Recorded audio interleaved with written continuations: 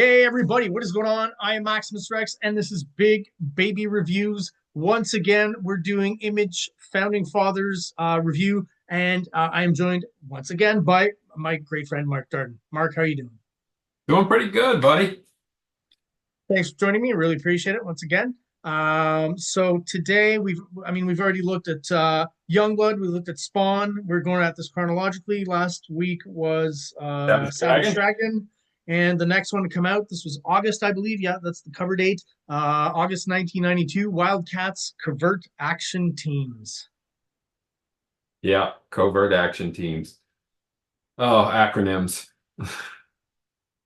This PDF, don't be fooled, guys. This is an Image comic. I guess since um, Jim Lee sold the license to all the Wildstorm stuff to DC sometime in the late 90s, I think.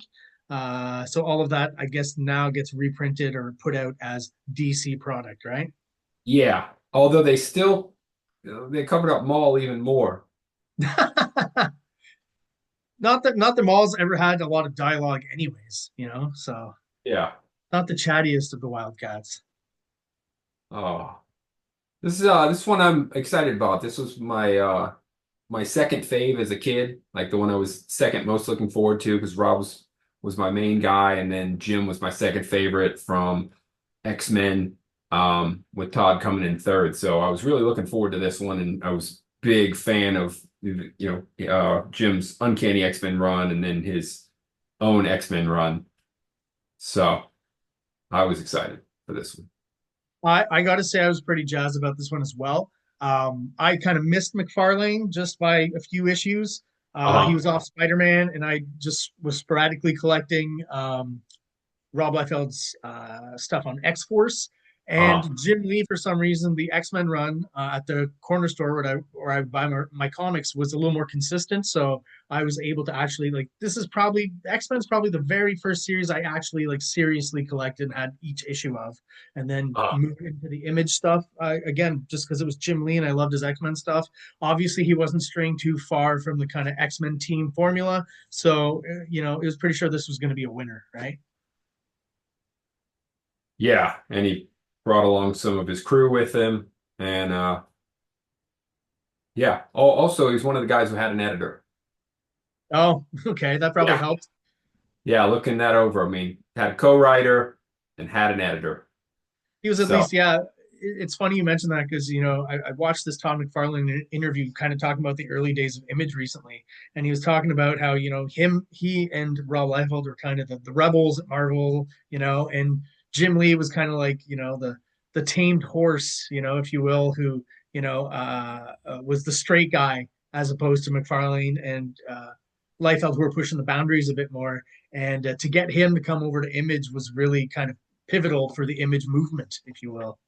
yeah, that's when Marvel got worried. They Yeah, were like, yeah, Todd already left. Rob's a hothead. What Jim's going?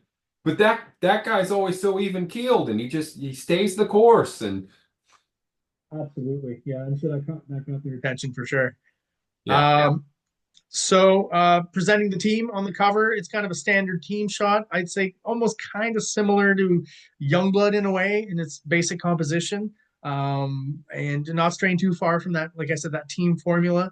You get a shot of everyone involved in the team, kind of some close up. I like the body language on Voodoo, who's the purple haired girl down there, yeah, bottom right. Cell looks pretty cool. I mean, they're yeah, all they're all very kind of right in the vein of those, later X-Men designs by Jim Lee and very much a 90s product. And I at the time I couldn't have been happier. And even today, looking back at it, I think still looks pretty cool and holds up. yeah. Spartan's doing the Terminator 2 thing, just showing off right away. Look, I extend into blades. Yeah, it's amazing. Him and Rob both just like watch stuff and then are just like, oh yeah, Die Hard. That's a good name for a character. Terminator 2, Liquid Metal Man. Cool, but he's an alien. Got it. Yeah. I mean, these guys are pretty young too. Let's not forget when they're putting this stuff out. Sure. Tom McFarlane's a little bit older, Yep. and Eric Larson is as well. Not to Yeah. say that their books are in any way adult or more mature or anything like that. Maybe just a little more cohesive overall. Larson more so. Oh, But I was surprised going through this issue again, honestly, how well the kind of introductory storyline actually holds up. I'll have a few comments, but yeah, for the most, yeah, it's I pretty good. I'm sure there's still stuff that we can nitpick at and point out that's hilarious. But again, I think I've talked about it with the other reviews, that first impetus, that first moment, of them joining together, being all excited about it, and realizing if they play their cards right, they're probably going to make a shitload of dough. So all of that I feel again shines through in all of these number ones, right? The kind of the motivation behind it and the energy that each of these guys put into at least the first issue. Larson Mhm. was very consistent. McFarlane to a certain extent till he got a great artist, Greg Capullo, do it. So I wasn't, Yeah. eventually I was on board with him as well.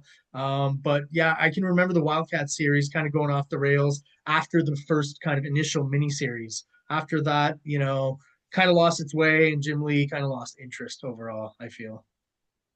Yeah, I did the mini series and then he stuck around on the main series till what, issue 14? Something like that, yeah. Yeah. But No, by then he the art had changed a lot. It was much more of what people were criticizing um, the image guys about, the lack of backgrounds and the big pinup shots and stuff.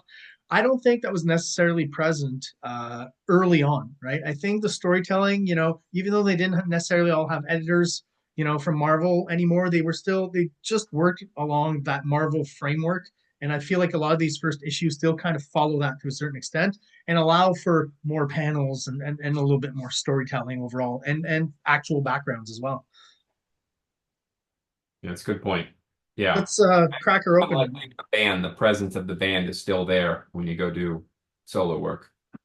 Yeah, yeah, exactly. Their influence. Yeah.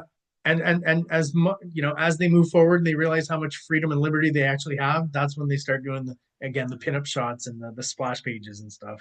Not that there aren't any in this issue, and they look great. All right, Yeah. let's have a look. Cracker open. I thought this is one of the most uninspired kind of credits pages with the access to more digital media and stuff. I feel like the other guys maybe took more advantage of it than Jim Lee. Maybe it probably rectified that later on, but this one's kind of bland. Yeah, and this isn't the full one because the credits for Malibu are removed and Image Comics Presents is removed. So it is a fuller page with the other stuff, but still, yeah, it's plain black and white. It's graphically well laid out, but sure, why isn't there art, color, image, something? It just kind of stood out as opposed to the other guys who all seemed to put some kind of extra effort into that credits page. Remember, I'd mentioned that kind of this idea of image and creator rights. Well, the credits page should take on more importance. Not that it doesn't here. I mean, it does take up the whole page like the other image guys. Maybe that was like a team decision that we're all going to do that. Which I think is a good one in that context of creator ownership. But let's not spend too much time on the credit page. Yeah. No. It's not what we're here for. So art wise, I love all of the layouts here, as I mentioned, still kind of working, consciously or unconsciously under those Marvel kind of guidelines. So you're still getting bang for your buck, a good solid number of panels on that page. We got 4, 5, 6, 7, 8 panels, pretty standard, but in a much kind of more image fashion with the broken borders and the oddly shaped panels. Um, I just think this is a pretty cool page to throw you right into the thick of the action right away, and not necessarily being a splash page, which can be great as well, like we saw in Savage Dragon. But this is just an approach that's more storytelling based and works well for me graphically and is still very exciting. Yeah, it's a little bit the thing at the open. There's an explorative team checking a crash site, and then Void shows up trying to get her hands on this relic. Uh, I did have my one big thought on this one is if you look at page 10, that's just Void shattering. I don't know if you want to flip to that one. Sure. I look at that one. Why not open on that? I mean, that's definitely a shocking image for sure to start off with. I see what And you're I think saying. Yeah. they could have gone from that page, which obviously you'd have to refigure the writing slightly, but if it opened on that much more exciting page, you could even put other things into some of those broken panels, like hints of other things, other characters, but go from that and then to this. Uh, Sure. I definitely think if I was a kid and I open that page is going to grab my attention more than this page. Yeah, you're probably right. Stop. That first one. There we go. Yeah, well, overall, obviously the visual impact is completely different for sure. Yeah. This is, like I said, much more of a storytelling page. Different Yes. approach, I guess, early on for Jim Lee as opposed to most of the other image guys, right? So that leads us to Oh the yeah, yeah. So 1990s. that's no. So yours is out of order. Um, Oh, that is odd. yeah. Okay. I was just actually. You might. We'll just have to start over probably. I think I was just looking at the same site and the pages are all out of order. So the next Oh, page is supposed to be Void appearing at the oh gosh, who was the spy group? It's the future and she's appearing. well, that's annoying. Yeah. So their order's off. God damn it. I was noticing that. Fuck. Okay, well, I guess we got to stop this or start over. Let me keep recording and I can just edit this first bit out, I guess. Jesus Christ. You know what we can do is we can still keep all the commentary on the cover, the credits page. Mhm. But now I got to find something else. Fuck.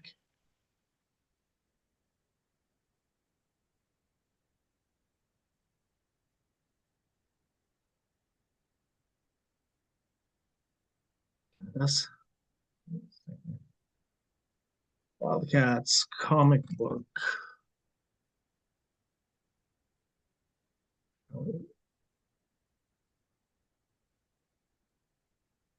We got Zip. I've been to both of these. They're not what we're looking for.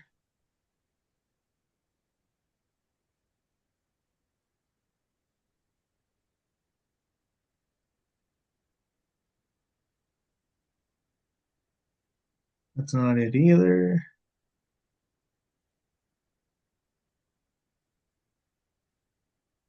Doesn't seem to be much else.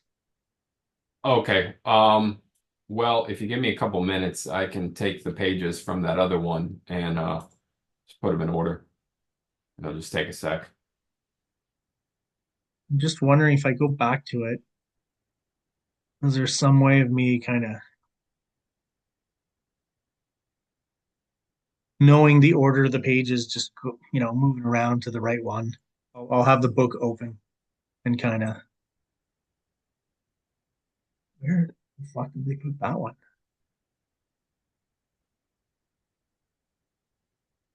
No, let me start at the beginning and I'll try to determine what's going on there. So we got page one.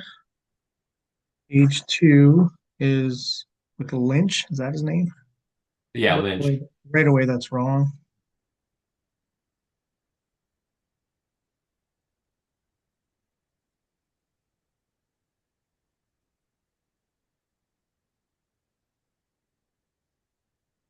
Seems like it's like literally completely missing. They just the order is in it's just in the wrong But I order. just went through the whole thing. The page isn't Oh, what page? page two with Lynch. Yeah, no, he's there. They've got it on. It looks like they've got it on page 5, 6. Like they went to the alleyway 2 pages and Oh, then there it went. is. Okay. Oh, so it is there. Yeah, it's there. It's just out of order. Okay. Well, you know what? Let's just like I said, start from here on this page and Okay. follow the order as much as possible. And anytime there's an order mix up, I'll just edit that out and we'll move on. I think Okay. that's the easiest way to do it. Yeah, I think Uh, it corrects after the first few pages. okay. As long as there's no other hiccups, this is probably not going to be too much of an edit job. Jesus Okay. Christ. All right. So let's just pretend like I just switched the page over. I'll just start with art stuff. Three, two, one. And so on the second page, we kind of continue on with that same kind of layout, same kind of broken border, and we Mhm. have the same character Void appearing somewhere else. Graphically, more of the same. Energy emanations on Void are pretty well done here. And I'll just start talking about color right away. This first issue, I feel, is definitely maybe kind of like the Savage Dragon issue. I think the colorist is the same guy who was doing his X-Men run, or at least who was working at Marvel at that time. And so I do feel the colors are a little more subdued, not what we typically expect from, that early 90s image computer coloring. And I think it works perfectly, and kind of like where the aesthetic of Savage Dragon doesn't really change much from when he was doing Spider-Man, when Larson was on Spider-Man. Yeah, I kind Yeah, of get that exact same feel here with the lettering, the inking and everything. It's almost like a direct continuation, at least aesthetically, that keeps it coherent. And again, is probably part of the early success of the Image guys, right? They're producing, more of the same, maybe with a bit more of an edge and more of a futuristic bent and that whole extreme 90s vibe. yeah, But it's consistent with what you expect from them. yes. I would agree with you wholeheartedly on that. And yeah, and their opening pages are just kind of hinting at things, just giving you a little bit of stuff, trying to drop hints. Which also maybe that's a bit of a tool picked up from Claremont. Maybe thought from the get-go, let's seed plot lines or story ideas. Yeah, I definitely think he's not trying to reinvent the wheel, and it's probably using tricks of like the writers that he worked with prior to this. Yeah. Again, with the even just the type of storyline, that consistency is there as well. Shards are the shape here. So Yeah. So what do you we think of this one? This this page three, we get a splash page, but we get a splash page just of a guy's face that we don't know. Yeah, it might be like just slightly gratuitous in the sense of, a really tight crop on something that doesn't feel like it necessitates a full page splash. I would agree there. Yeah, I think it's kind of a wasted page. You could tear it out of the comic and I wouldn't know it was gone. I think a reduced size of this image could have easily been put on the next page up at the top corner to focus Yeah, on for his face. could have been the first panel of a page for sure. And like, Yeah, it doesn't get any bigger point across that a smaller crop of that same image would. yeah, Uh, Not no, much to say there. I yeah, will say, just real quick artistically, I feel like this is a page that to me, when people talk about Jim Lee's early influence of Barry Windsor Smith and that ink line, there's a little bit of that here, and I kind of see it. But then this hatching over here just under the cheekbone is just fully 90s. It doesn't yeah. really do anything, but it kind of looks cool. It's just Yeah, there's a lot of extra hatching, just a lot of lines in places, just making art more detailed. But yeah, we loved Jim Lee's style. Also, this is another book with a character with amnesia. Spawn, Savage Dragon, and now Jacob Marlowe. yeah, and I also noticed that this is another early image comic, just like Savage Dragon and Spawn, that kind of play around with the present, the past, back into the present, early on in the issue as well. Yeah, and now this one does do it a little better, although it could be just a little better because it has the past, but it should have said the distant past, then the near future, and then this page should have said the near past or the recent past because Yeah, no, it's I know not what you mean. actually. They move around to two different like past Yeah. periods, It right? says the present, but then it goes to today. And it's like, well, wait a minute. The present is right now. We can't go from now to now. So it should have said the recent past. Sure. Well, because I mean, they even give dates, right? Like here we're in 1990, and then on that page you were mentioning later on, it says 1992. So, is that the descriptive of what time we're at even necessary if you just put the dates down? Take those out. You know what I mean? Just leave the dates, and that's a little less confusing, I think. Yeah. Or if he had even said a year ago or 2 years ago, whatever time had passed. But yeah, he it's better than how Spawn did it. At least we get it. Mhm. Absolutely, yeah. It's a little clearer.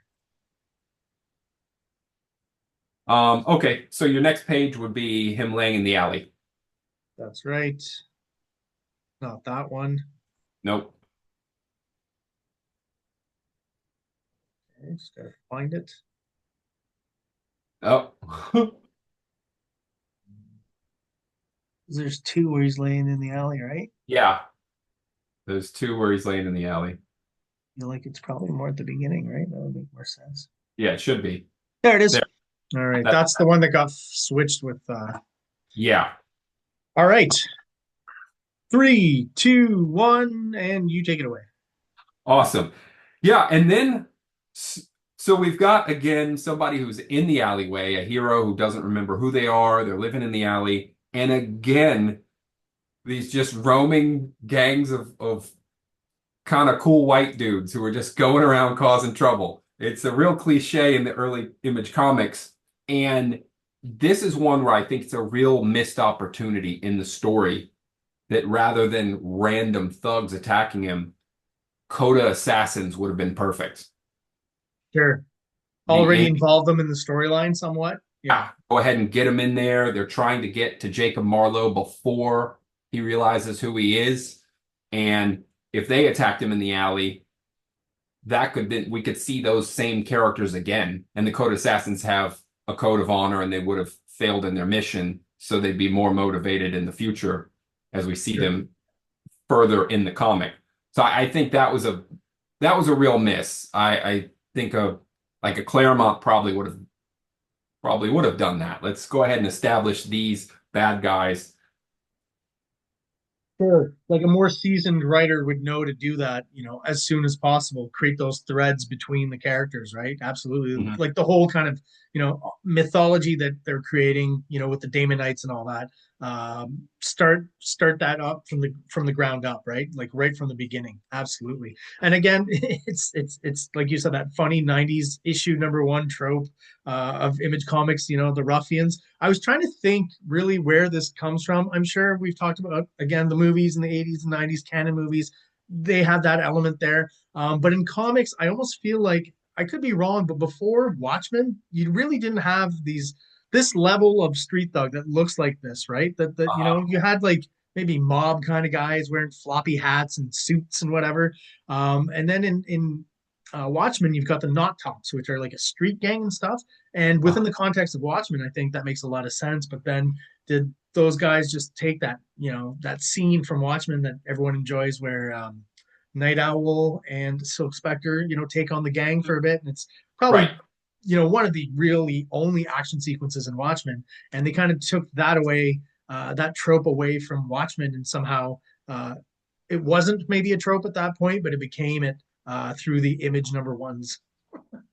Yeah, that's a good scene. That Yeah, back. definitely not saying this measures up in any way, but Yeah. I always, going back to these first few Image founding father issues, now in the context of having read Watchmen and Dark Knight and kind of assimilated that stuff and been around it and seen the movies, it just I see that influence a lot more. That Frank Miller stuff, the Alan Moore stuff as well, that kind of Mhm. seeps into the Image stuff at a more kind of surface level way, obviously. Yeah. And it's kind of neat how there's a close up of the figure and then the next panel spreads out, but it almost silhouettes him and in a different color in the shadow to still point him out Down while we're here, getting the yeah, two thugs coming into the alley. Yeah. That's kind yeah. of neat. And then he does something very similar to the X-Men where you've got almost like a new mutant that accidentally discovers their power under stress, in danger, and they just accidentally release it. Something that we saw in X-Men quite a bit. Yeah, Rob Liefeld always talks about, what is it, the Oh, temple touchers and and to give and you the visual cue and of the something splayed happening. and the splayed hand guys, right? The power emanation people. Yeah. Yep, it's a good way to physically represent a power. No one emanates from their crotch, right? Although that could be a hilarious kind of thing. At Yeah, it least could have been done. I'm sure it's been done in like parody stuff, but probably not in Yes. the mainstream. Yeah. Um, And yeah, just yeah, interesting visually power emanations that he uses when that power does manifest itself, and even kind of the little bit of leftovers at the bottom there almost remind me a little bit of manga. I do feel like Jim Lee has a bit of a manga bent in some of his artwork, and this panel down here, I feel definitely has a bit of that manga vibe. A little cartoonier in the representation of the face and the big eyes and stuff. Not quite as big as actual Japanese manga, but Yeah, all he's right. wide-eyed. Yeah,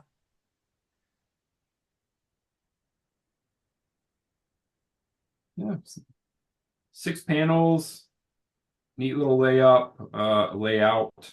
There's some overlapping.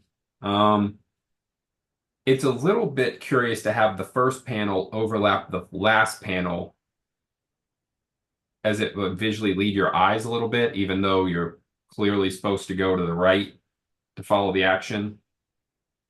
yeah, he's a To bit my overlappy drunk on this page, maybe. maybe. Yeah. Because he's even got the arm overlapping the smaller panels there. M's Yeah. arm. The panel you're supposed to follow overlaps, but then the bottom panel, well, always underlapped. So to be fair, yeah. I So love this character here to me, like in this ruffian street gang, just Mhm. does not really work.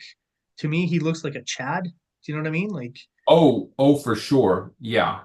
He Like this looks like guy a over high here, school that's a kid. ruffian.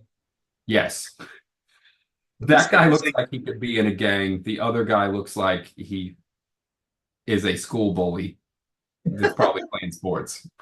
or he's like back from the beach or something. Yes. Yeah. This panel down here visually, I mean, it works, but it always kind of confused me. I don't know why, but the fact that like it maybe because it's from left to right and not right to left. Yeah. Sometimes that can be a little bit confusing. And it always looked to me like this would work better if you turned it. Maybe, oh, I think I can do that here. Like this, and she pushed him to the ground or something. Like for a shot like that, I feel like it would work really well. But it took me a while to figure out that she's kind of pushing him up against a wall. Yeah. Well, in the panel preceding it, you've got the ruffians looking this way. So if he then was pushed this way, like you're saying, it visually would connect more versus he's looking this way, but then suddenly he's going this way. And his So, whole body is shifted in a horizontal fashion, which is just kind of odd storytelling wise, right? I mean, yeah, it's not if he was horrible going confusion. back in a manner like that, it would make a lot more sense than having. Storytelling sense, yeah, reading sense, for sure, for sure. I just again, I feel that panel just works much better, once you flip it around like that. Even the sound effect Plus, works she's better. also a figure that flies and floats all the time. So it would also be kind of demonstrative in her power that she just comes in from above and power blast a guy into the ground. You could, yeah, it's an either or where you could leave it like that, or you could, do a quick edit and have it come out the side here, maybe. I don't know, but I think just right away it works. And she's maybe like, you can imagine she's floating above him, as you Mhm. said, because she is a flyer floater character. And even again, the sound effect even works better when you It turn it. does. Yeah, I'm extremely agreeing with you on that. It's And got a just better visual impact some that way. odd choices in that panel. Hmm. All right. No, that's our. So Yep, now our we're next looking will be just so we're back on track. I think we're that's the here, one. this page here. Yep. Okay, hopefully I think from now on we should be good. Just for the edits and stuff. Three, two, one, you're on. Awesome. And then yeah, and then Void's tossing the other guy as well, and we know that because of the baseball cap that we see falling. Uh, and then from there, she's just kind of the guardian angel saving this. I don't know if he's exactly a hero, but the forgotten amnesiac hero from his fate in the alley. Uh, visually, it's a nice. There's a good warmth to it. Void is somewhat of a blank-faced character, but you still get a good warmth feeling, especially with the power kind of going from her hand to Jacob's hand and him smiling. It's a good Yeah, moment. she's almost like, the female Silver Surfer before there was that concept. Hmm. Um, I had to wonder if visually Jim Lee made her bald like this or silvery, however you want to domed, I guess is what I would describe her as, just so he has to draw less hair. Jim Lee always draws luscious hair on his ladies, and I feel like as an artist probably takes a lot of time. So I wonder if this is maybe sometimes artists, do things for reasons even such as like, cutting down on deadline time. Well, It's I a think it pretty was, cool design. I mean, I like it. It's simple, graphic, and effective, right? It's pretty classic as opposed to a lot of the 90s designs. well, again, there's the influence. Even as a kid, when I saw this, I immediately thought, oh, this is his Dr. Manhattan. He's done Oh, sure, yeah, Dr. Manhattan with obviously a warmer, nicer personality, but it's like him, kind of a blank figure, except he put a little detail in the face. But it's the omnipresent, omnipowerful character who's looking at all the timelines, possibilities, can kind of just go wherever. So that's always what I thought she was supposed to be. sure. But that's a Um, difficult character to write into a superhero story because if they're that powerful, it's kind of difficult to create a scenario that they can't defeat. Sure. It's Yeah. And obviously we'll find out that Void is fallible, right? She's not the all-powerful, all-encompassing character that maybe Mhm. Dr. Manhattan is in his universe. Yeah. I want to talk about just real quick some layout stuff. I was pretty surprised when I looked through this first issue. Um, this is the first of the Founding Fathers books that is not full bleed. Jim Oh, Lee, once again, I was talking about the uh-huh. feel of kind of like he's still working at Marvel a little bit. He's playing within those confines. Yeah. Uh, you won't find a full bleed page other than I think page one goes all the way to the bottom, but there's a lot of white space at the top, at least in my edition. So I feel like that's just kind of a misprinted thing where the page Yeah. was printed lower down and something got cut off at the bottom because it's literally the only one in the whole issue. Yeah. No, I agree with you. It does seem to be a misprint. And yeah, that is an interesting So again, point. that idea, that consistency between the Marvel stuff he was doing and then jumping on to Wildcats, not alienating his fan base too much with too much different stuff. Although full bleed Jim Lee artwork would probably be super awesome, and I feel like later on he did move on to that on Wildcats. I'd have to check to be safe, but I think that's a pretty sure bet. All right, next page. And then the next one is yeah, the bump. He's still in the alleyway again. So, and this is the one, it does say today, but we Yeah, already got to the present. So small gripe that it should have said. just yeah, it just leads to slight confusion as you're going through, the I guess, like I said, the two levels of the past as it relates to the present. Already, just saying that it sounds confusing. Um, just because it's a little small on the screen, I want to get the actual page here. I like that second panel because it actually refers to an issue of Cyberforce that you're going to find out about later when we Oh, right. review the Cyberforce issue, right? So, uh, Hmm. Amp is saying, "What a dream! Lightning faces, big goons, big guys. Got to lay off the spicy broads." And then the little narration box or editor's box below says, "We know it's not a dream. See Cyberforce on sale soon."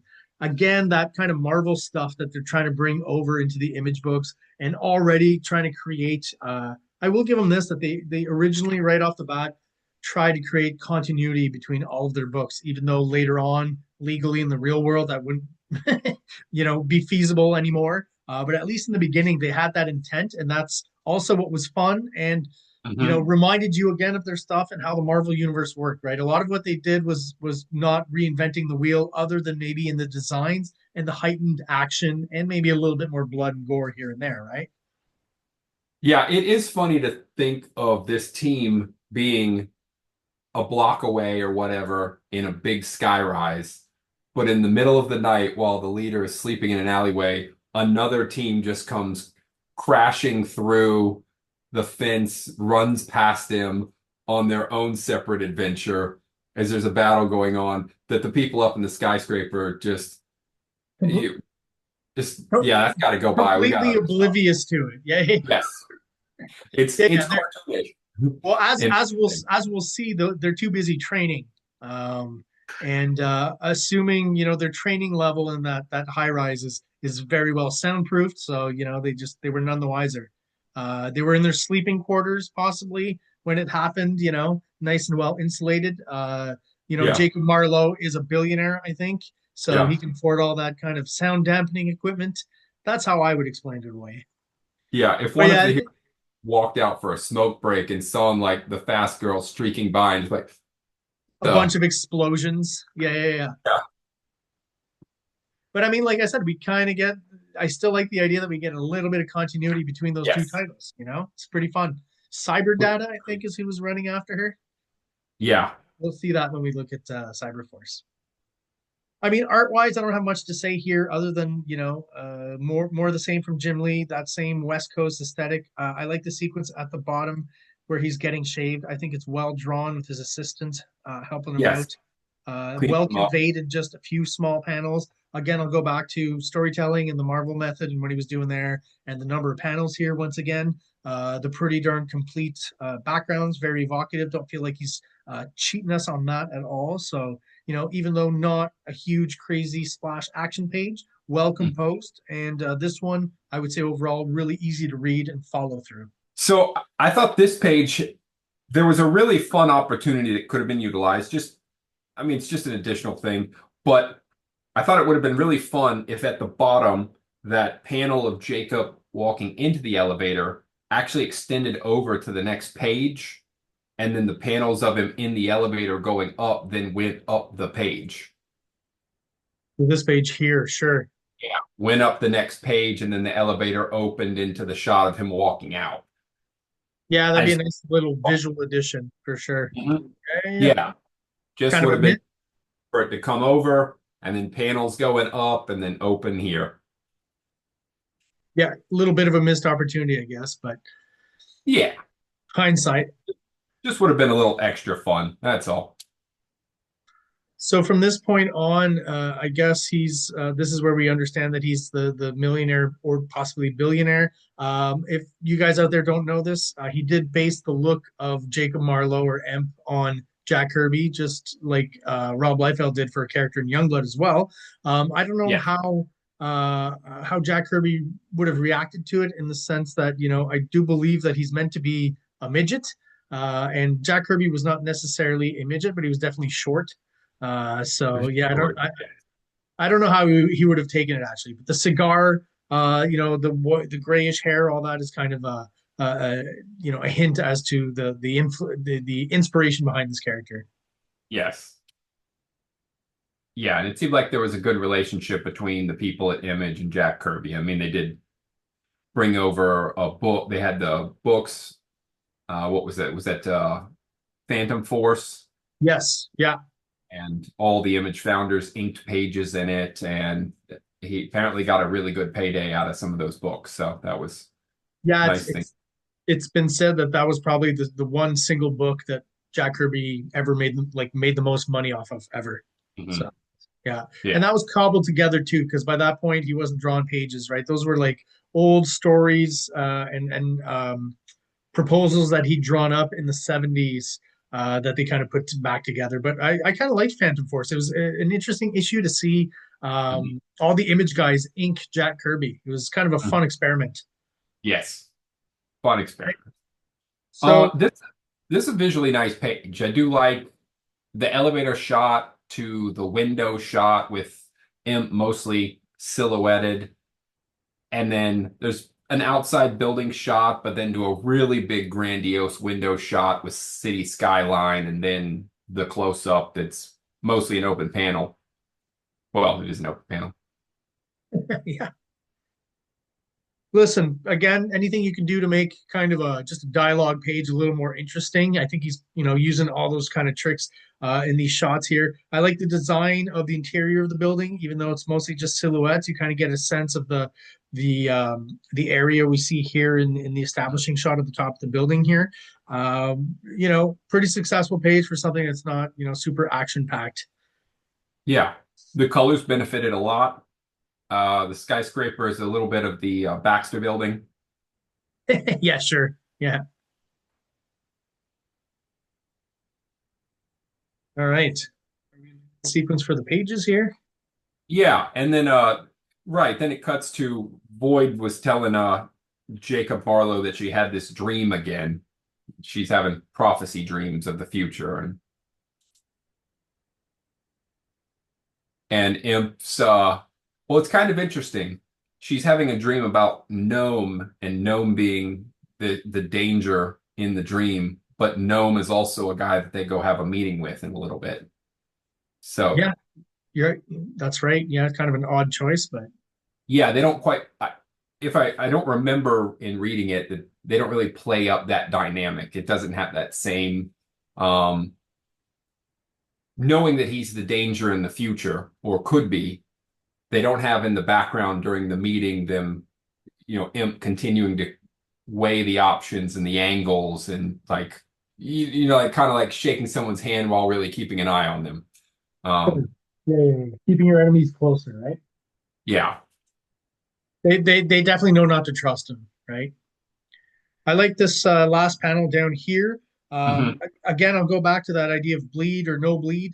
I feel like this panel would be a little more successful if he was going with that full bleed and it was going right off the page, kind of like a Yeah. liquidy T2 kind of vibe to the image. And I think it's really well done, slightly Yeah. psychedelic as well, Yeah, there's no reason not to bleed that last panel right? outward. I agree with you. It would also stand out so much because of the fact that the rest of the panels are contained and that there isn't a lot of full bleed. So yeah, this one would have been amazing to full bleed. That moment would have been heightened even more, right? Hmm. And even this one here, he kind of does not quite a full bleed, but he's got some of these shards that are breaking apart, kind of overlapping, which Hmm. gives you a bit of a bleedy kind of effect. But this would have been, I feel like another page where you could have benefited from maybe having these beams going all the way to the edge of the page to give that even extra layer of foreshortening. Um, no, it's probably again a printing mistake, but in my copy that I'm looking at, that panel does bleed to the bottom. Does, eh? Yeah, but again, this it's probably a printing mistake because there's a lot more extra space up top. Yeah, So, mine apparently was printed properly. okay. I don't see. Yeah, don't know. Blame the Canadians. These were all printed in Canada. Properly. All right, so we already talked a little bit about this page. Kind of cool graphically, obviously, one of those cool kind of '90s type images that we always kind of remember and are burned into our memory. So, like, this is definitely one of those iconic shots I remember from early image. Yeah. Yeah, it's a really cool shot. Just all the different shards of her going different directions, showing different little pieces of the face. It's visually it's a fun shot, and the fact that there's these beams coming from different directions. Yeah, some good design work. Yeah, All right. plays several levels. So we've got our first double page splash, kind of. Once again, I always Double talk page about spread. this is the right page, right? Yeah, yeah, but it's a double page spread.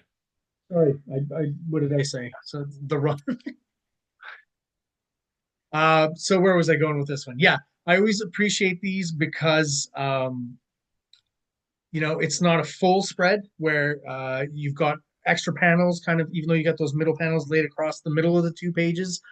You've still got lots of room for extra bits of paneling and storytelling. There's a nice little sequence going on throughout this whole page here. Mhm. It's an interesting kind of. I feel like this is another one of those '90s tropes. Not that it wasn't done before, but it's just definitely more common in and around this image period. Stephen Platt is going to do a lot of this later on. The double page spreads going across. Yeah. Yeah. Yeah. So this is another one where I think storytelling wise, it could be improved a little bit by introducing less people. I think when they went into this room, if they just met Spartan and he was working on the aircraft and they just went ahead and got on the ship, but don't have Maul or Warblade yet because there's just so many characters. I really don't think they're needed here yet. And I think that their reveal later could be stronger. I will agree that yeah, the reveal happens kind of a very small panel here down here, right? This is the first time we see Warblade and he's tiny, and I guess this would be Yeah. more of his first kind of full shot where we could see him. But yeah, for such kind of big bombastic characters, we're not getting huge introduction like we did say with Void, right?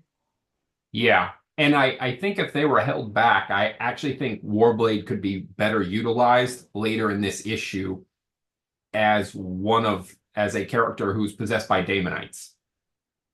If they held him back and they could introduce him just a little bit later, and then maybe do the same with Maul, but in the next issue or something. Sure.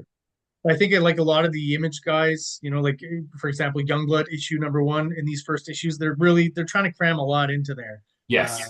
and that's maybe another example of that here with Jim Lee. I will say again on the artistic side of things, I love the design of the ship up here, the technology. Mm-hmm. Again, that's where I feel we see Oh, a little bit of the manga influence on Jim Lee.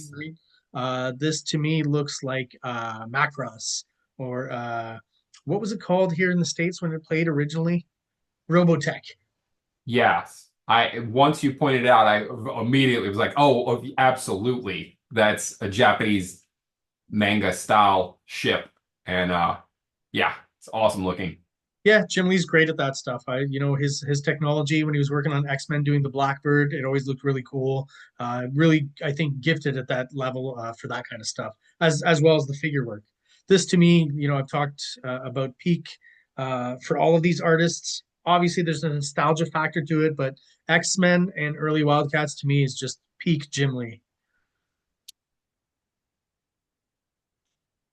All right, let's introduce some villains. Yes.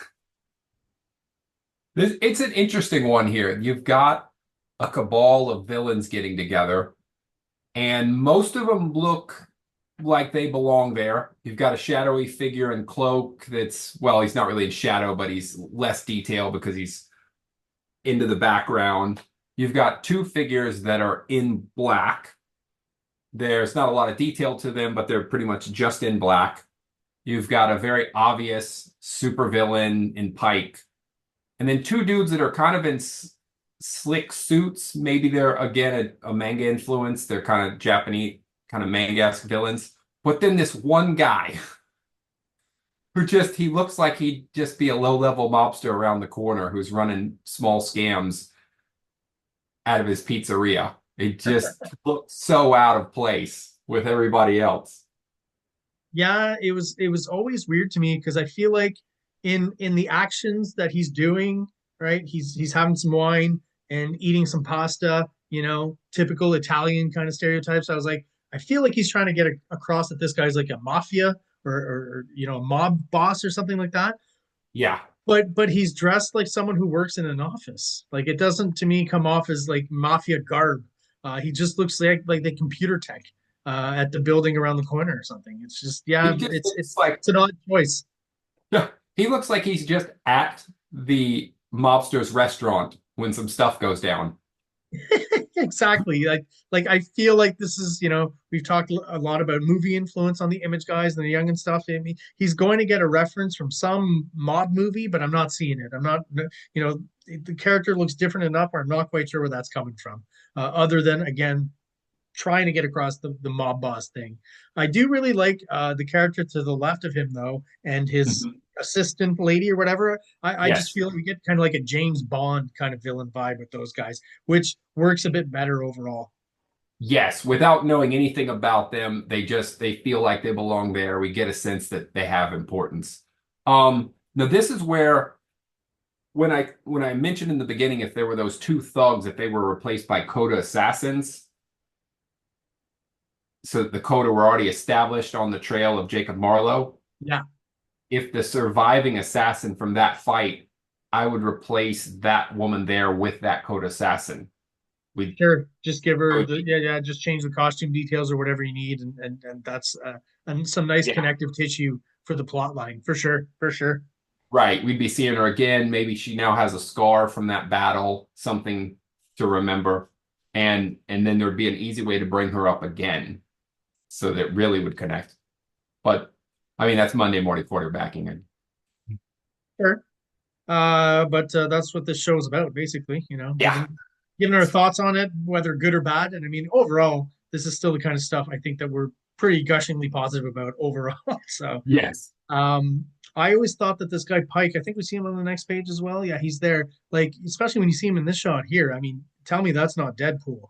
Oh, yeah. Even as a kid, when I saw this guy, I was like, I love you, Jim Lee, but this kind of not quite an original design to me. And it always confused me. Like the fact that he's got kind of an arrow in the design of his mask and face, right? Do you kind of see that?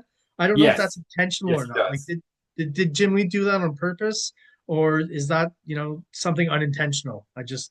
I'm always curious about that. Yeah. So we get our nice, cool kind of money shot of Hellspawn in glorious, Jim Lee Scott Williams detail. Looks great. Uh, Very overblown, obviously. I was going to talk a little bit about, the proliferation, I guess, probably somewhere around in X-Men, at Marvel with Mr. Sinister and Apocalypse and stuff, where now the villains were just like big hulking dudes with big hulking armor. And Hmm. it's like I almost feel like the artists were trying to, like, one up each other. And maybe the first real example of that, I feel like, is Strife, that Rob Liefeld designed, right? So kind of I almost feel like Rob was like, "Oh, Apocalypse, you think he's been big and bad, and Mr. Sinister, I'll show you guys. Here's Strife." And ever since then, after that, especially at Image, just, oh man, one after another of these villains with just insane armor, and Hmm. huge capes, and again, costumes that you couldn't possibly move in real life, right? Hmm. And that kind of became the trope for all the Image villains, or at least I probably more so on the Wildstorm side and on the Extreme Studios side. Yeah, it's a great costume. You would think if this villain is the top level, like he wants to show off and show out. He's got this huge flowing cape. He's got whatever these sort of tube implements going from the top to the bottom, this gold armor. He's got just these streaks across his arms and energy power flowing out of him. I mean, he's visually awesome looking, and if he doesn't really have to go anywhere, then how this would hold him up in his movements really won't come into play. Yeah, I guess that's not a concern at this point. And I think he was also supposed to be of the same race as Photon from From Rob Youngblood, Liefeld. yeah. That was So another little connection they were going to make. And in so this this, would we're be this seeing it this would be visually.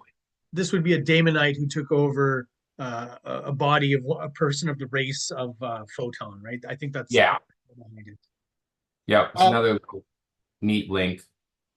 Down here, I'll just say you get kind of, I guess, the villain's equivalent of Void, right? She clearly Hmm. looks a lot younger. So just on the artistic side of things, I want to commend Jim Lee for being able to convey that. A lot of I just did a review today of Keith Giffen on Legion of Superheroes, and there's a baby in that story, and it is horrific. It looks like a small adult, like in Oh, yeah.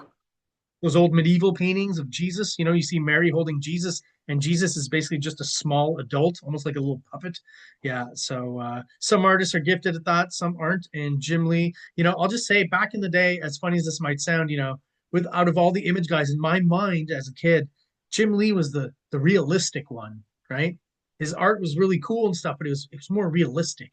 At least that was the sense I got from it, as opposed to, say, a Rob Liefeld or a Todd McFarlane, who I still appreciated. But Jim Lee was the draftsman. On the previous page, one Yeah, neat thing they did is on the girl, you see that little pattern around one of her eyes, yeah, and the that mark. helps also connect her to Void, as Void also has a little thing Yeah, around her eyes, and it's the same eye. and he just So you gives you get a the hint, sense that they're two halves of the same thing. and he just gives you that hint of the silvery dome here from under the hood. Hmm. So another page that I think drives home the point that he's not cheaping out on the storytelling in the backgrounds. This is a very complete page and very much more traditional, and in line with what's coming out from Marvel Comics. Yeah, they do a lot with this page. I mean, they show up to their meeting, they have a little back and forth. I do wish Spartan was standing in it, but that's, minor. And we get these two great facial shots of Imp versus Gnome, which it's a lot of mythology names there. A lot of But diminutive names. Yeah. yes, the Imp versus the Gnome. Uh, they don't run into Dwarf at any point. But yeah, it's a really cool page. And then they use kind of the second half of the page to set up the next scene. with another mysterious figure showing up. And as we're reading this as kids, we don't know right away, but really what we're seeing here is the first shot of Grifter out of costume. Yeah. All right, let me just flip that one around. Resize a bit. There we go. So one of those 90s tropes where you have to turn the book, Yeah. the vertical double splash, double page splash, and we're introduced here to Voodoo. Jim Lee was also known and is still known, I think, for drawing pretty hot ladies. So I remember as a 12-year-old kid, kind of enjoying the image interpretation of the ladies by Jim Lee and his cohorts at Wildstorm. Here's a good example of it. Yeah. Yeah, it's a cool page. I'm not sure if it really needs to be, if there's a purpose to turning it like it is, but yeah, whatever. It's neat. It is kind of funny how much Grifter looks like, hey, that could be Shaft, which they kind of make that joke in a bit anyway. That's right. Yeah. I mean, Yeah. yeah, this it's a bit of what's that word? Uh Pinup kind of vibe to this page, maybe, just the money shot of Voodoo. She is an exotic dancer. It's not specified whether or not she actually ever gets nude. I think just fantasy dancer or something like that. Um, yeah, that's about as much as I know about Voodoo and her stripper life. Yeah. So the end of this page is where it could connect again. If this woman were again the same assassin that we've seen at the beginning that attacked Jacob Marlowe and then was in the meeting. And then here this code assassin is again on a mission. And instead of two random guys, if one of the guys was Pike, who we just saw, so now he's in the action going to pick up Voodoo. And the third person, I think, could have been Warblade. Could have been Sure. Warblade, but possessed. And so there he is helping them until Voodoo, whose power is kicking Damonites out of people that they've possessed, her power could have been utilized in this issue, freeing Warblade. And I think that might have been a more interesting way to put more characters into the scene and Yeah, connect them. and introduce aspects of their powers as well, right? Which we don't really get a great sense of in this first issue of what Voodoo exactly does. She's got kind of the powers of the Enchantress a little bit here, where she seems to command even more attention than the other dancers somehow. That's what he's visually trying to get across here with these kind of power emanations around Voodoo here. Like the men are Uh, mesmerized, right? it's more than just her beauty, it's an actual power accentuating it. Yeah. I And had get one other thought about this, though. sure. Instead of Grifter walking into this bar, it would have been interesting if it was Zealot instead. Because if she was the one walking to the bar, and we know that a Coda assassin is going to the bar to try to get Voodoo, then there'd be some confusion. We'd see Zealot here looking at Voodoo, but then when the other Coda assassin walks in this bottom panel, reflected in her glasses could be Zealot. Like the two of them, like, uh-oh, and they know each other's there. And that would have also helped establish that rivalry of Zealot having been a Coda assassin who left, and then they'd be running back into each other. So then you have this assassin who failed in their mission to get Jacob Marlowe in the beginning, and now is trying to win back their honor by completing this mission, and then runs into Zealot, a sister who left the order. It would bring a lot into this scene, which again, I have the benefit of Monday morning quarterbacking it all these years later. But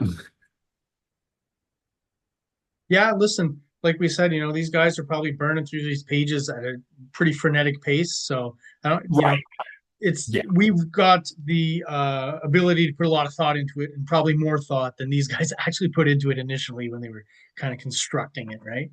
yeah. Another interesting thing is that Jim Lee's last issue of X-Men comes out the same month this hits the stands. So if you're a kid going in the comic store, you might have walked in and be like, "Oh, cool, Jim Lee's new X-Men issue." Jim Lee's Wildcats. That's pretty cool. Yeah. Yeah, I'm So sure that helps sales as well, for sure. Yeah, Yeah. and Yeah, a lot of them were real close because when Youngblood came out, Rob was still on X-Force. So X-Force is coming out with Rob still on it, and here's Youngblood with Wildcats comes out the same month. Savage Dragon, I think his last issue was Spider-Man. Savage Dragon was the next month, so he didn't quite get benefit. But so yeah, Jim might have really been pushing to get this issue out so as to get it in front of kids that are looking for his X-Men issues. yeah, I mentioned it before. As soon as they saw the numbers with Youngblood #1, all the next guys really got cooking, getting those pages and those books out. Yeah. Yeah, So if your payday is instead of a page rate and a small, I think they got a small percentage on sales. I yeah, think they were getting some tiny, little thing where there was still some motivation to really want copies to sell big time. But then to think that like you're going to get the whole thing minus expenses. yeah, there's an interview with Todd where he's saying, he had calculated to make as much money as he was making on Spider-Man Mhm. with Spawn. He needed to sell, I think it was something like 28,000 copies of Spawn, right? To make the same. Guy sold millions. So, Yeah. he made, I don't know how many times more money than he would have, just if had he even, I don't think it would have even been possible for McFarlane to sell only 28,000 copies. And he still would have been paid as much as what he was doing in Spider-Man, which was probably pretty decent as well as far as the comics world at that moment, right? Yeah. I'm sure he was one of the top paid comic book artists for sure at that period. Yeah, it's interesting. Prince basically made the exact same argument about his records and Yeah. why he left Warner. He's just like, I could sell 10,000 records and make as much money if I put it out as what I'm making selling hundreds of thousands of records for Warner. Yeah. Oh, Pretty yeah. crazy. So That's, this page here, I just want to mention, art wise, I feel like as an artist, when I look at this one, maybe this is one of those pages where Jim Lee's, getting close to deadline and he needs to move through it quickly. So you'll notice that the backgrounds kind of disappear a little bit or become a lot simpler. But he still gets the point across here that he's trying to get across. And with not too much fuss and muss, we move on eventually to the next page. yeah, and it's good drama on the page though. I mean, we get the shot of people coming towards the stage. We see customers react. We don't yet see her reaction, but we see the customers react. Then we see her look concerned. Lots of cool face shots. So we're getting back and forth, looking at her, looking at him, looking at her, looking back to him as she's screaming because with her power, she does see the Damonite possessing this guy. And then it just breaks into, we just start shooting crowd members for almost no reason. I, it's very unnecessary because if you really were there and you were the bad guys, you could grab her, and other than bouncers, probably nobody's doing anything. It's not like the patrons who were there to throw a couple bucks would start dogpiling you. Yeah, no, I don't feel like they're that altruistic at all. Yeah. If they're in this kind of seedy stripper bar. So this is almost just shooting somebody just for like, oh man, I'm kind of bored right now. I'm just gonna pop this guy here. Because you don't need to do it. You could just show these people running because they wouldn't get in the way. With the also original line of "Move aside, human scum." Yeah. Yeah, he could have even said like, look at them run. They're gonna be so easy to take over. So on to the next page. Yeah. Finally, our first official kind of introduction to Grifter and his look that we've seen many times before in the ads. At the same time, we kind of assume that the guy who's putting on this mask is the guy we saw earlier. But there's no real actual indication of it. It could be a little bit confusing, but we assume from the blonde hair that it's him, right? And I was always a little bit confused by this shot here. Um, I think it does really end up that she's holding a blade, right, and cutting through. But in Right. my mind, as a kid, when I looked at this, because the arm covers it up, I almost Uh-huh. felt like, is she like, it almost had a Terminator 2 kind of thing, like Warblade's kind of power or something. So I was a bit confused about that just graphically. But other than that, pretty cool page. More kind of minimalist backgrounds. It's an action sequence, so that doesn't matter. You don't. He was Mhm. established where we are, what's going on. But maybe just another kind of page that it's quick to get through and hit that deadline. Well, and it's got the smoke and the lights going in the strip joint. She does have in the panel above the one you're talking about, we do see her left hand holding the blade. Oh, you're But right, eh? I do totally get what you're saying because it almost, in this next panel, it almost looks like she's like Aquaman, where she doesn't have a hand and just has a blade coming out. That's Um, it. and again, they're just mowing people down for no reason. I mean, these people are already running. They would have just gone past her. Yeah, it's a little bit gratuitous, but in line with, I guess, what will become kind of image comic tropes, right? And if she didn't take them down, it would put more people in the way of the good guy trying to get to them. So it even strategically isn't really helping them. Another minimalist background here, but I think works well Yes. for the effect that's kind of starting here around these two Uh-huh. characters that we'll see the result of on the next page, and just a little bit of silhouettes of people kind of panicking and arms up in the air. So still adding some background elements, even though he's just kind of blacking out the whole background. And yeah, so the next page we'll see that all of a sudden these guys had just got some kick-ass 90s armor and crazy guns, and just again, this panel here really encompasses to me a lot of what made the 90s really cool. I don't know if we ever see these types of suits again. No, But again, if it had been Pike, who we'd already seen, and it was Pike blasting away, we'd be establishing him. And if the other guy was Warblade, we could get to see his powers at work rather than two random guys. Um, the Grifter shot's pretty cool. He's diving away and blasting. and I always kind of thought that was cool that the way the sound effects coming out of his guns kind of curve at an angle as Uh-huh. he's also kind of jumping through the air. Almost like they're motion lines. Thought that was pretty cool. Now, if he had those like in Youngblood, where you saw the multiple blast coming from combat when he was shooting, Yeah, yeah, yeah, yeah. that would be a pretty cool effect on this page of the blast going down. And down here, just a small detail, but I think that is the newscaster from the Spawn comic. Yeah, same newscaster. They all had that agreement they could use the people. So it is neat to see her because like, oh yeah, it's that we kind of know. It's that same It's news reporter. is it possible that Jim Lee's the first guy in these number ones to kind of establish a bit of continuity with the other guys? Because we talked about the Cyberforce thing that obviously he clearly planned out with Mark Silvestri. That Yes. issue is going to come out later where we actually see the moment. But there and with the newscaster now, I don't remember any kind of reference to outside image continuity in the first kind of books that we looked at. So there was Youngblood, Spawn, and Yeah. Well, Savage Youngblood Dragon. was the first, and it was planned before Image. It was something Rob was already doing. He So it was makes planning. sense that there would be no reference. Yeah, for sure. Yeah, he was staying on X-Force, but was putting out this comic book in whatever time he had left. And then Spawn was the next to join, which didn't immediately have reference. So Jim's kind of the first one who really has the chance to do it. And he does. He references Youngblood by saying, hey, Shaft, get over there. And of course, it's not Shaft, it's Grifter. And having the news lady to connect it to Spawn, and also is pre-connecting to Cyberforce, which we don't get to see yet. Yeah, he's really hitting, kind of hitting all the bases. And of course, because he's not, the first guy to put out his book, and he's kind of the fourth, I guess, at this point. There's a little bit of stuff that's Yeah. been established. They know it's popular. They know they're probably going to keep this universe going, so it makes sense to throw in those kind of little sweet spots for the fans.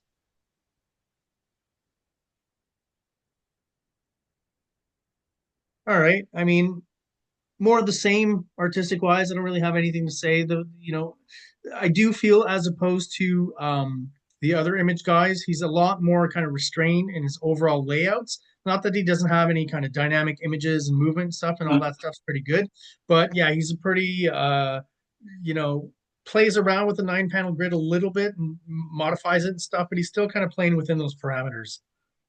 I agree 100%. Yeah, he's doing the much more structured storytelling. You're here, here, here, here, here, left to right, top to bottom. And see, here's another panel that leads me to believe that this lady's arm just turns into a blade, right? This weird kind of crop of her arm popping out and then just the blade. Like I remember as a kid just like going back and Uh, forth and I was kind of confused about it. yeah.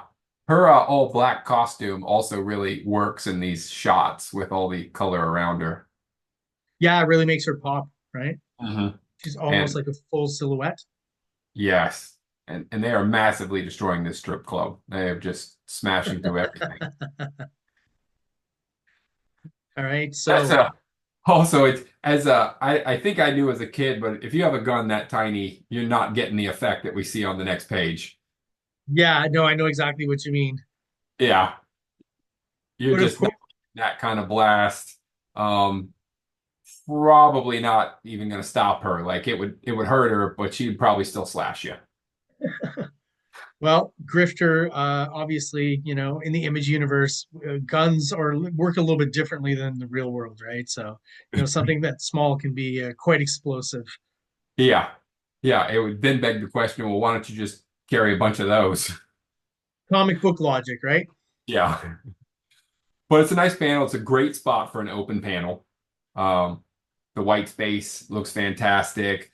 It's also doing a little bit of kind of like the Frank Miller, where there's the blades that like push through the jacket to let you know it went through. Yeah. Because we're seeing the jacket flying out. There's a little bit, there is gore, but it's kept pretty minimal compared to what we're being told is happening. I mean, that's a pretty large hole that's being created out the back and mostly just coat going flying. Yeah, the blood's like mostly silhouette, right? We don't see any of the color of it. Yeah. Yeah, great shot. And love the shot. Jim Lee's also doing on this one, and you brought this up on other ones, all these different angles. I mean, we're getting a side angle, but then we're getting a little bit of a down angle. Then we're getting bird's eye view, and then the bird's eye view panning out, and then we're getting silhouette shot again, and then a front shot. Yeah, and even through these action sequences, he's still not, doing the image thing, the big splash pages just quite yet. We've got one, two, three, four, five, six panels here, and this is a pretty intense action sequence. And those verticals really work well here. This kind of series of vertical panels, I think, are really nice and give a nice, interesting design to the page. So I guess our first full kind of action-packed introduction to the Wildcats, minus at this point Grifter, Voodoo, and Zealot. Yeah, the color in the background, awesome. Yeah, just a great shot from Jim Lee. I mean, one of those, classic superhero foreshortened coming at you kind of deals. And it just looks great.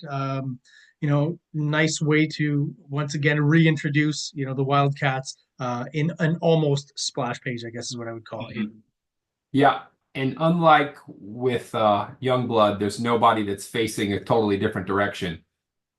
Yes. I really like this shot of Spartan, this jump that he's doing here. I think that's really kind of dynamic and looks really cool. Yeah, interesting to jump for a person who can fly, but yeah, it's a great pose. Maul's pose is great. Warblade's pose with the blades already coming out. It's a fantastic shot. Maul just crashing into a guy. Um, that would hurt if you're Jacob Marlowe, though. Yeah, I think that would shatter your ankles or something. Yeah, this is one where it's silly that he's there. He really should just be sitting on the ship or back at the base, just giving orders, just communicating through Spartan to give Yeah, order. He sit, serves no purpose. sitting in front of a bunch of screens or something. Yeah, right. It's just silly to have him there. And it leads to a problem where there's already someone you could use in his place. Yeah. Warblade gets a tiny bit of action. Spartan gets a tiny bit on the next page, a bit of action.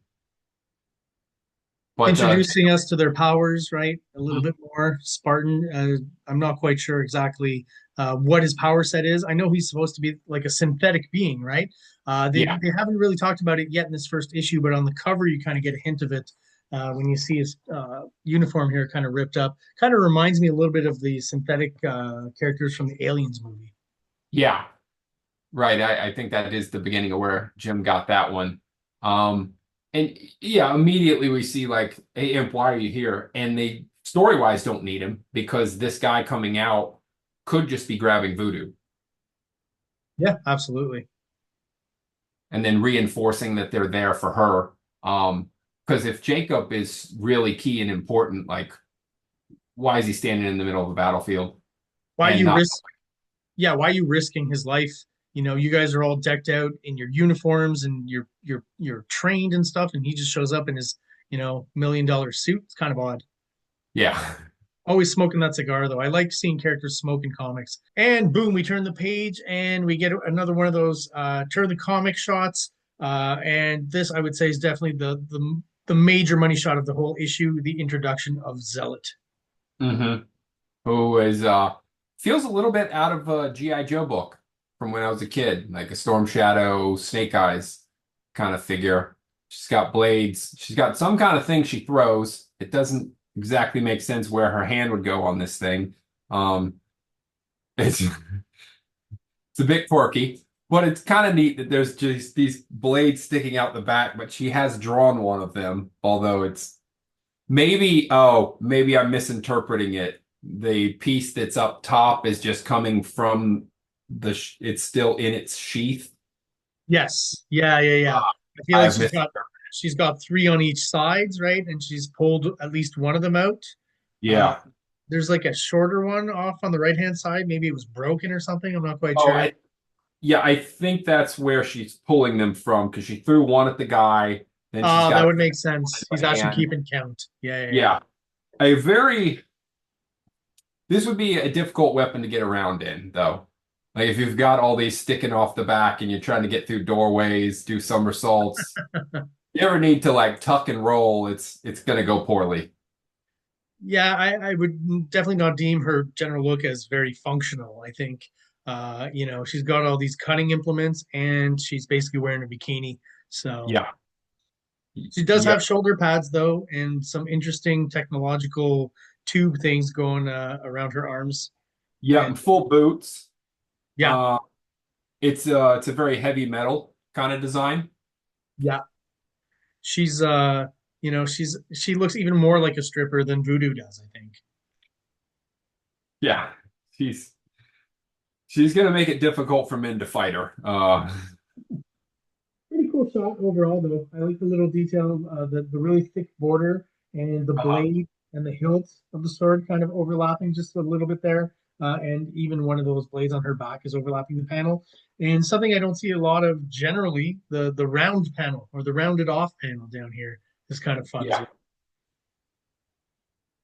Yeah, it's pretty cool look and the streaks on the face and the dot. It all works out pretty good. Then they really make Jacob short. I feel like he wasn't this short or she's that tall. She is on her tippy toes though, so she is already taller than him and then is purposely posing further up.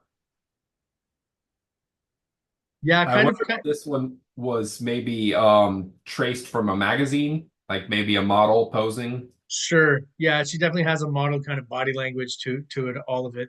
And possibly in the photo reference, the person was wearing high heels, which are not present here and makes her look a little kind of slightly weird and dainty with her feet, like she's a ballerina or something kind of walking around. It's an odd Yeah. choice. It wouldn't have bothered me as a kid, but when I got into sports and athletics, this is not the body of an athlete. It's just 100% not the body of someone who swings a weapon and fights and wrestles. No, That is no, the no, no. body of a model, someone who walks down a runway and looks pretty in outfits. Uh, Yeah, like listen, remember back in the day, the swimsuit issue of Sports Illustrated would come out once a year and was very popular. That's kind of the vibe I'm getting here. yeah, she's got the same body that Voodoo has. I do think she's got kind of an original haircut though. That's rarely would you Yes. see superheroines with short hair, so I do kind of appreciate that. I think it looks pretty cool. The Yeah. the kind of different the idea that she's probably I feel like we find out later that she's very old, and that's probably why she's got the white hair, but definitely makes her even more striking in her design. So Mhm. that works Yeah. as well. And some tribal markings. There's, these space lines, and then there's a dot thing in the middle. It's a cool design. Um, And and basically, she's meant to be kind of like an extreme '90s version of Wonder Woman, is what I feel like. Really, that's a lot of the mythology that he's basing it on. The Coda is kind of like the Amazons and those kind Mhm. of legends. So I definitely Yes. feel I didn't see it so much as a kid. So I didn't know this idea of analog characters and stuff just yet when I started collecting. But I think looking back, yeah, she's just a really badass version of Wonder Woman. Yeah, it's a good point. So we've got a Dr. Manhattan, we've got a Wonder Woman, we've got a Terminator 2.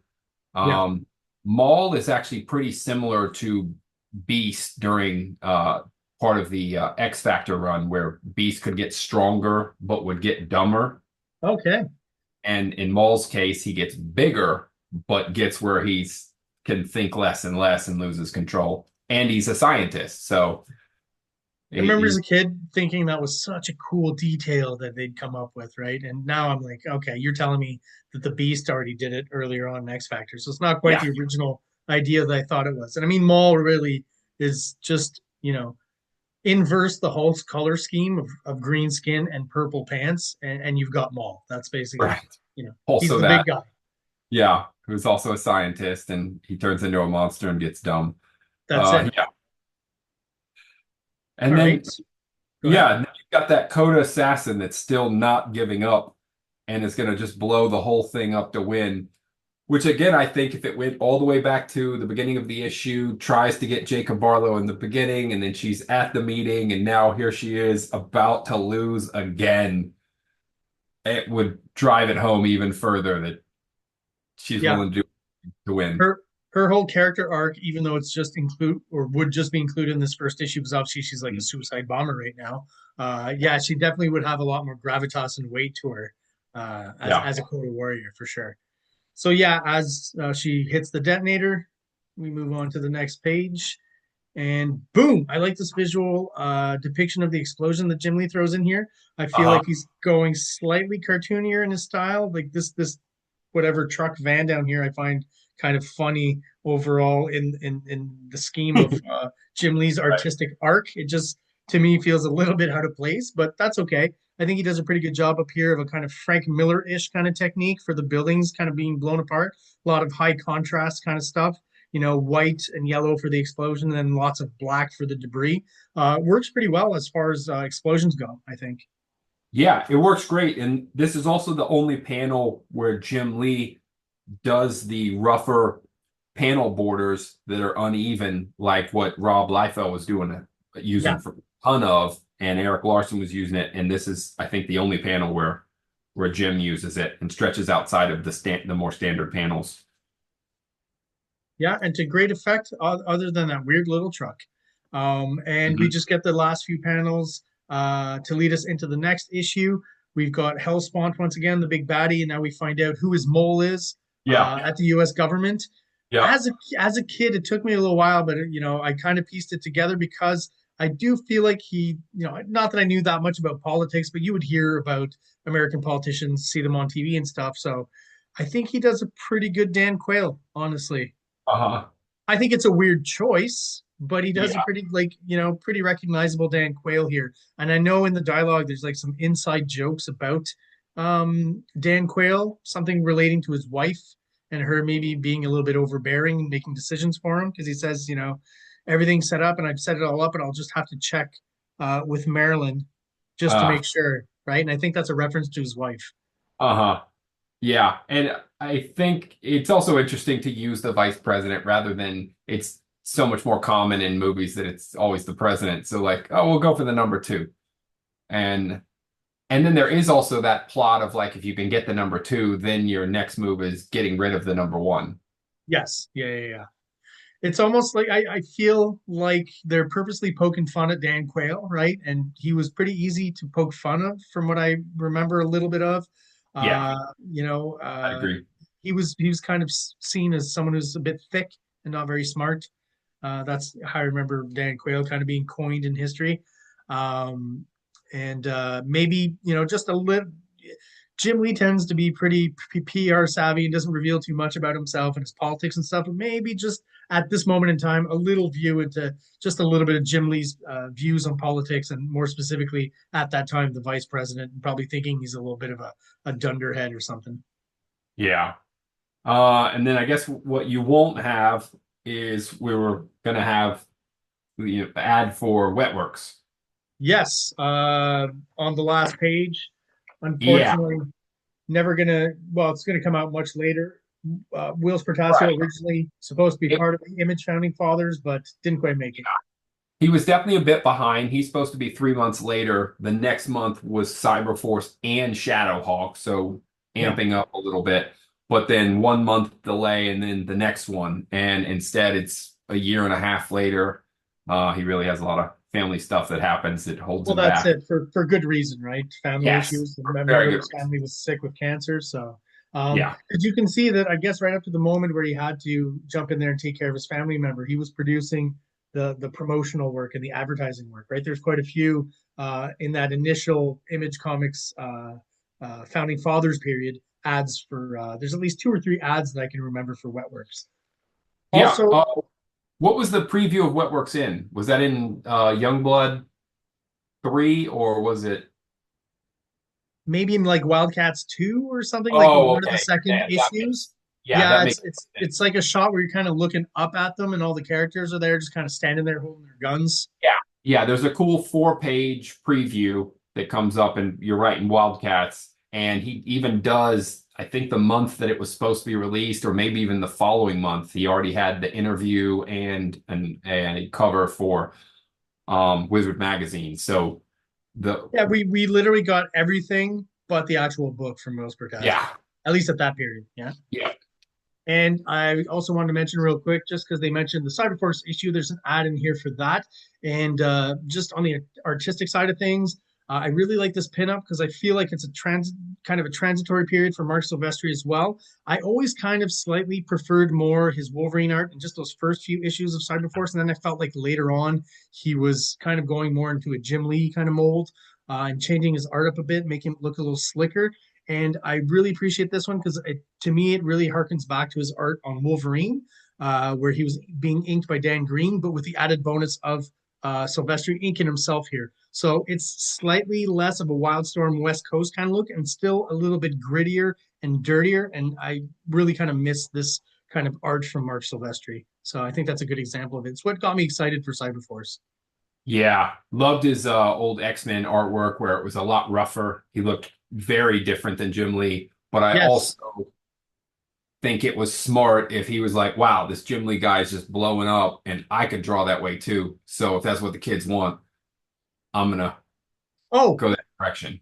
I absolutely understand the reasoning behind it. You know, it's to sell more books, basically. Yeah. And Silvestri is a master artist, so I feel like he's one of the better artists to incorporate some of those Jim Lee isms into his art, while still maintaining his own style to a certain extent. So Yeah, it's genuinely quite impressive to be able to go, I'm gonna draw differently. That's that you really have to be good with your tools and your craft to just be able to shift styles like that. yeah, your basic fundamentals have to be absolutely solid, and your eye to catch those specific details that one aesthetic, one artist and his aesthetic does compared to another, right? To be able to pick up on Mhm. those, and sometimes like I can pick up on those things. Doesn't mean I can reproduce them and make Mhm. it look good, right? So that's the difference there.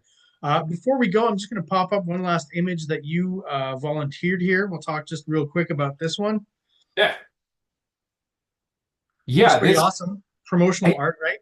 yeah, it was the cover for Previews magazine and I think Advanced Comics. They both used it, and I really thought this was a better, more explosive cover image than the cover we actually got because of Void in the background, who's almost silhouetted in the circle, and all the action lines going, and all the figures kind of fit into this a little better. Like Maul, obviously there'd be a challenge with getting your logo in. You'd have to shift down or something to get the logo in, but like Maul's fully into the shot rather than kind of stuck up in a corner. Um, Everybody fits in really well, and I really always liked this image better than the actual cover we got. That felt a little. It's not that it's tame, but it's just there's much more of a non-action pose going on compared to this. They're all jumping into something. Well, again, this is just a bunch of people kind of just standing there, knowing that someone's taking a picture of them. And then, Yeah. in this Yeah, illustration here, that's it's much more actually a action good packed, point. right? They do look like a squad that's posing for a picture, like Yeah, letting you know that, yeah, we do action stuff, but kind not of like like that stuff's about to happen. It's like almost like a sports team picture or something. Yeah, or if you've ever, when I was in the military, or other guys that I've seen in the military, where they've got photos where they've got all their gear and Yes, exactly. they're Yeah, yeah, posed like, look what we got, or but yeah. they're The nothing's the actually happening. the group of veterans shot. Yeah, for sure. Yeah, Yeah, yeah, I mean, just as far as being eye-catching and dynamic, yeah, this one, I think, not that Jim Lee did poorly in sales with Wildcats, but I think this cover would have even attracted more attention to the book than the one that we got. Not that it's a bad cover, but this one I definitely think is better and more action-packed and dynamic. yeah. It is a little more eye-catching, but hey,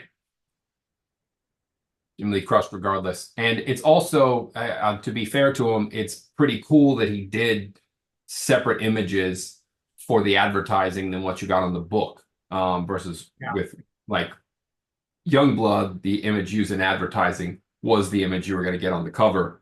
So it's kind of beneficial to these advertisers. Like, if you want this cover, you need to go get Previews Magazine or Advance Comics. And also, when it comes time to buy the comic, you're getting a new image. So it's good bang for your buck. absolutely. Like, listen, as a kid, I don't think I would have complained. The more kind of new illustrations of the characters and ads and stuff that would come out, the better, right? I Mhm. ate this stuff up at that age, and I recently found kind of promotional, almost, in like when you put your comics in boxes, right? And you label certain. It's kind of this image thing that they produce, this promotional thing where the stick up that comes out is Cyberforce, and it's this Oh, very early image of Cyberforce that Mark Silvestri did, where the big character Impact doesn't even have long hair; it's kind of like shorter and cropped at the top. Probably one of the first ones that he did. uh-huh. That was just something I'd seen really small in Wizard magazine, like in black and white. So to be able to find that and have that on my wall was just anything extra that I haven't seen or hadn't seen at that point. I just ate it all up. Yeah. Yeah, I hear you. Totally. All right, well, I guess we're going to end it there, Mark, with this promotional image from Wildcats. So that was our review of Wildcats #1, guys. Before we go, Mark, do you want to talk a little bit about what's going on in your life, what people can check out? Oh yeah, I got a big comedy show coming up in a few weeks, and I'm getting to host for Martin Phillips in 2 weeks, and I'm doing my third roast battle in 2 weeks also. So I have to I'm going to host for Martin Phillips, and then the next night go do a roast battle. So I was busy writing today because I was starting to panic, and then got into writer's mode and was slinging out mud, because that's what you do at a roast. Yeah, You try to burn absolutely. the person. Cool, And man. then this Max fan project that I'm working on seems to be picking up some steam. Like, a lot of people are interested in getting involved, and so we'll see. Maybe it'll be a bigger deal than I was planning on. It'd be cool. That's awesome. Wish you the best with that, man, and hope it goes well your gigs over the next couple of weeks. We are gonna see each other out. I'll give you the last end of the video spiel. Everyone out there who's been watching and who are still subscribed, thank you so much. I really do appreciate the support. If you're watching but you're not subscribed, please do so below. It only takes a quick second for you, and it helps the channel out, helps us grow, and helps get us out there to other comic fanatics like ourselves and like you out there, the viewers. So thank you so much for watching. Have yourselves an awesome night. See you later, Mark. Thank you. See you. King Comics presents Big Baby, Volume 1, Issues 1 to 13, 204 pages of story and art. King Comics also presents Star Crasher One Shot, 32 pages, cosmic sci-fi surrealist adventure. You can find these fine comics at KingComics.CA, at MaximusRex13 on Instagram, or on Facebook, MaxRex or Big Baby. Like, subscribe, like.